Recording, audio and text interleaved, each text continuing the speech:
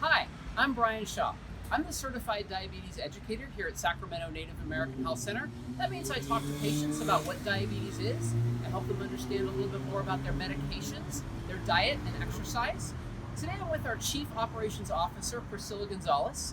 Priscilla and I are going to talk about one of my most favorite subjects, which is exercise. Exercise is great for your body. It has numerous benefits that help you with your blood sugar, with your weight, and a number of other issues. And we're going to talk about what kinds of exercise are good to do, as well as give you some examples. And we ourselves are going to exercise today as well.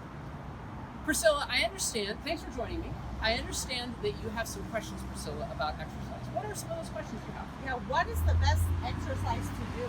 The best exercise to do, that is probably the most important question I get from people all the time. The first thing I should say is you should check with your doctor to make sure you don't have any limitations on types of exercise that you can do. Check with the doctor first. And actually, I'm gonna ask you a riddle. What is the best exercise to do? You have any idea? No. You have to take a guess. Walk. Nope. Breathe. Nope. Eat. Nope. None of those. You want to know what the best exercise to do is? The best exercise to do is the one you will actually do. Oh, that's a good riddle. Any exercise is good as long as you're doing it and as long as you enjoy it. Yeah, there's tons of exercises that you can do. Sometimes, if you're walking, if you want to add a little bit of challenge, you can use water bottles as weights. You can walk up and down the street using these as weights. You could just use these at home from the comfort of your couch. Whatever makes sense to you, you are only limited by your imagination. Yeah. I didn't know that. Yeah. That makes sense. Yeah. I personally would really prefer to swim. It doesn't actually matter what exercise you do as long as you're willing to do it. So I myself like to swim. So I make time in my day to make sure I go and I swim. That sounds like a lot of fun. So how much exercise should I do?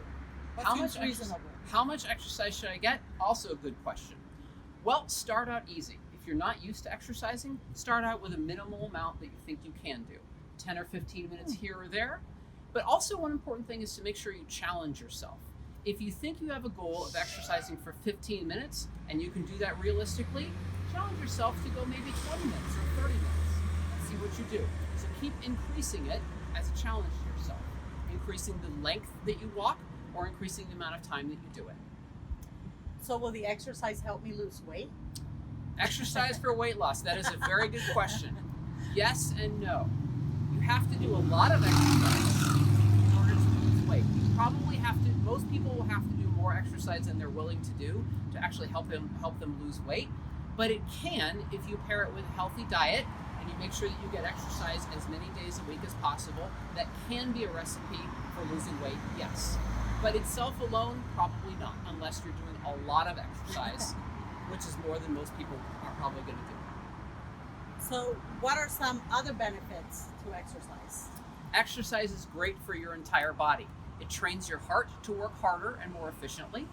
It helps your mind. You release what's called endorphins, which are your own mind's feel-good drugs. So when you exercise, your brain says, oh, this feels good. I want more of that. So endorphins is a benefit. It helps lower your blood sugar. If you walk after you eat, it will help lower your blood sugar a little bit after a meal. It also helps you, it helps your muscles take up sugar a little bit better. It trains your muscles to take up the sugar that's in your blood a little bit better than just sitting around. So it does have benefits for diabetes, and it does help with your mood. It also can lower your blood pressure, and it helps your heart be a little bit more efficient in pumping blood. Yeah, those are great questions. And just one more, I find I have a very busy schedule, so I find it hard to find time to exercise. Any recommendations? Yes. The number one thing I want you to do if you're trying to get exercise is set a routine. We've talked about in the last couple of videos setting a routine. A routine would be like getting up and going to bed at the same time each day, eating 3 evenly sized meals, evenly spaced throughout the day, having a couple of snacks, and making sure that you have time in your day to do exercise. 15 minutes here, 15 minutes there, 30 minutes at one time. I find that scheduling it in my day makes me, it allows me time to actually do it and actually set time to do it. So today, Priscilla and I are going to go for a walk on our lunch. We have about a half an hour to accomplish a walk, and we're actually going to take our time scheduled in the day to walk for about a half an hour so that we make sure that we get it done. Sounds great. Okay? All right. Let's do this. Priscilla and I are going to go for a walk. We've set ourselves a goal to walk for about a half an hour, which is 30 minutes. We're going to try and get it all done in our lunchtime. But we've also set ourselves a goal to walk about 4,000 steps, which is about 2 miles. And that's about 15 minutes per mile. So we're going to be walking kind of quickly. You might want to walk more slowly if you feel like you need to. But we've set ourselves a measurable goal. The amount of time we're going to walk, when we're going to do it, and how far we're going to go. And I find that it's helpful to track how far I'm walking on a pedometer. You can buy a pedometer pretty inexpensively on Amazon. A lot of drugstores have them, but it will help you know whether you're reaching your goals, to track how many steps you're taking. About 2,000 steps is about a mile, so keep that in mind. You ready to go? Yes. Okay, here we go. We'll see you when we get back.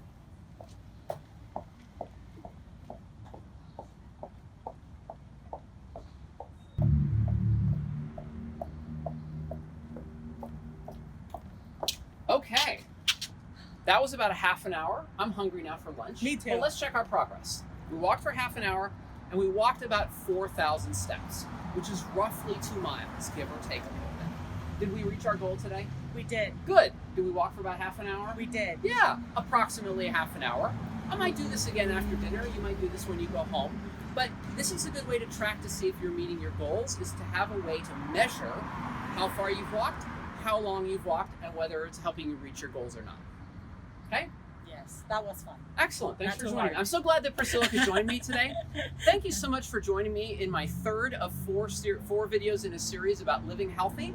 And check out the link posted below on this post for a list of videos you can find on YouTube that are low impact, good exercise, either chair-based videos or standing videos that you can do that are low impact, that will help you at home. If you're at home and you have access to a computer, follow those videos and maybe do them 3 to 4 times a week.